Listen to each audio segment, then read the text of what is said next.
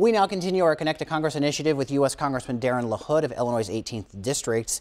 Congressman, do you support the president's call for tariffs on imported steel and aluminum? I don't. I don't think putting tariffs on steel and aluminum is good for central and west central Illinois. Whether you're Caterpillar Corporation, whether you're Knapheide and Quincy, whether you're John Deere or any company, from my point of view, I think you look at how you have targeted trade issues, but to start a trade war is going to have devastating effects on jobs in central and west central Illinois.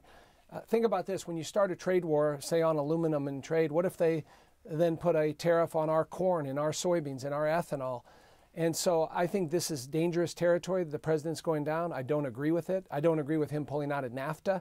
I think that's a mistake. 99% of the corn that Mexico imports comes from the United States, much of that from central and west central Illinois.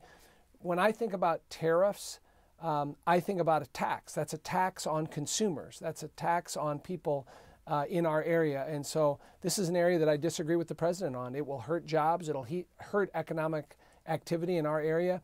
And I think we shoot ourselves in the foot after comprehensive tax reform and after regulatory relief that we then get into a trade war. So I hope the president pulls back.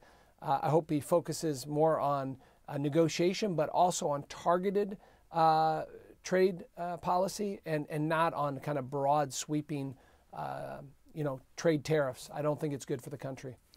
You introduced a resolution this week related to the FIFA World Cup. What exactly does that do?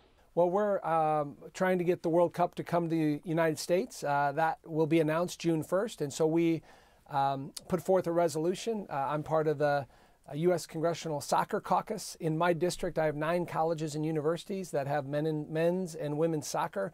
It's the fastest growing sport in the world. And so we are helping to make sure the World Cup comes to the United States. We think we've positioned ourselves well. That would be about $5 billion that would come to the United States with the World Cup.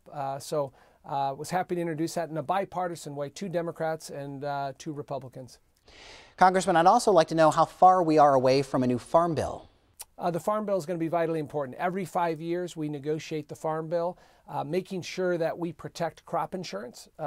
That's a vital program for our corn and soybeans farmers, but then looking at a lot of different things within the Farm Bill. Issues such as food stamps and TANF. How do we deal with those? We have the lowest unemployment in the last 40 years in this country. So looking at how we weed off some of our programs that relate to food stamps, right? How do we get able-bodied working people into the workforce? So we'll deal with some of those issues in the Farm Bill, but it's important, particularly with prices right now are fragile. We need them to go higher. Again, I go back to, I think trade plays a big important role in that, but also regulation. And the bottom line is having a vibrant crop insurance program is kind of essential to the Farm Bill. So I think we're positioned well. Farm Bill will be voted on in the House in June.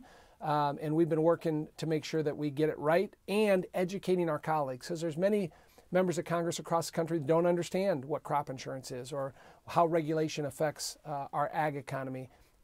Ag is the #1 industry in the state of Illinois. We have to make sure that we keep it vibrant and strong.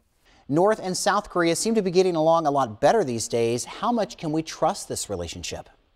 Well, listen, negotiation should be our first option. Putting diplomatic pressure on the Chinese should be our first option.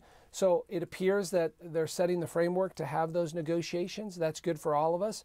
But remember, we're dealing with a dictator. We're dealing with somebody that has been prone to do irrational things and has not been somebody that's sat at the table to negotiate. So obviously the devil is in the details, and we'll see if they step forward and engage in negotiation. If they are true to their word and want to denuclearize, that's great. That's good for the world. That's good for the region. But I'm going to rely on our allies, South Korea, Japan, and take their advice on it. But this appears to be progress, but we'll wait and see. And how much do you think President Trump's past tweets and comments hurt our relationship with that area of the world? I mean, I understand why the president tweets. I wish that he would tone that down a little bit and be more focused and disciplined. Regardless of whatever profession you're in, you got to be focused and disciplined to be effective. And I think the president can be more effective. We have many challenges out there, and the president has done many good things, but I think less tweeting and more focusing on these core issues would be helpful, because, you know, I want the president to succeed because I want America to succeed. And I think, again, if we can tone down the tweeting and focus more on the big issues, I think the country will help solve some of these problems. Thank you very much, Congressman Darin LaHood. As always, we appreciate your time.